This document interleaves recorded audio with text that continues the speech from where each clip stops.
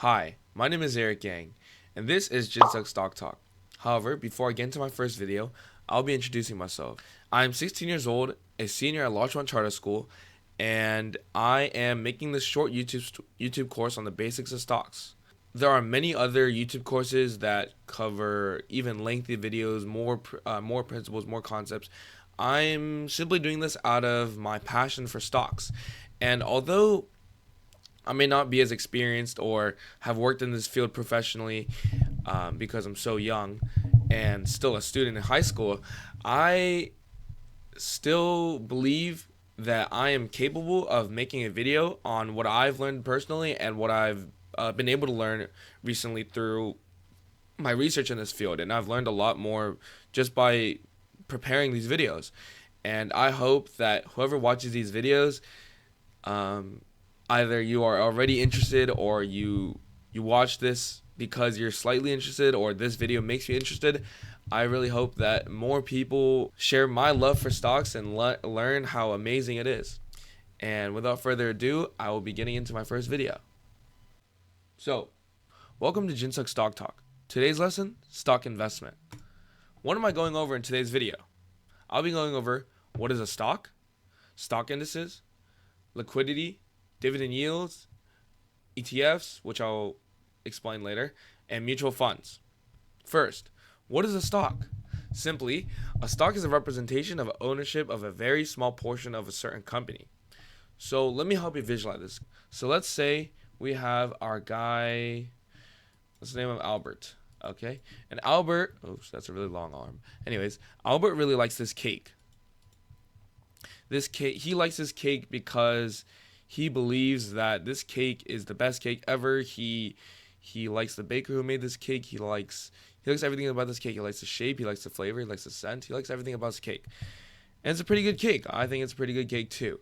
But so do a lot of other people. Let's say all these other people like this cake. But there's only one cake in the world. And with so many slices to give out, so few slices to give out to all of these people, the price of each slice is gonna be a lot higher.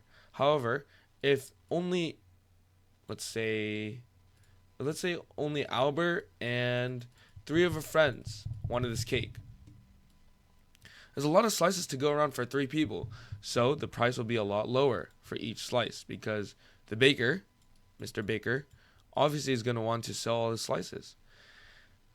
So for our example, let's say Albert likes this cake and he likes this cake with a lot of other people. So he can only afford a very small portion of the cake. This is Albert and his very small slice of cake. I don't know how to draw a cake.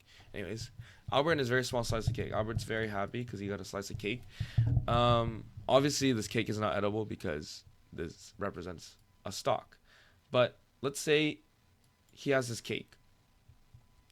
And because it's such a good cake, a lot of other people also have this cake. However, the price of this cake can always go up or down depending on it could depend on a lot of different factors. It could depend on the baker. Let's say the baker went to jail for some reason. A lot of people are not going to want the cake anymore, and therefore a lot of people are gonna get rid of their cake, and no one's gonna want the cake because it's associated with the baker that's in jail. However, let's say the cake. Oh, also another reason why the cake can go down in price is if honestly the cake is whatever and people are not interested anymore, the cake price will go down, and that makes Albert very sad. It makes everyone else here very sad who has a piece of cake. But let's say the baker becomes more famous and more famous and more famous, and he has a very strong reputation. His cakes are going to go up because a lot more people are going to be interested in his cake. So, all these people want his cake. All of these people. Let's just say this is a big crowd of people.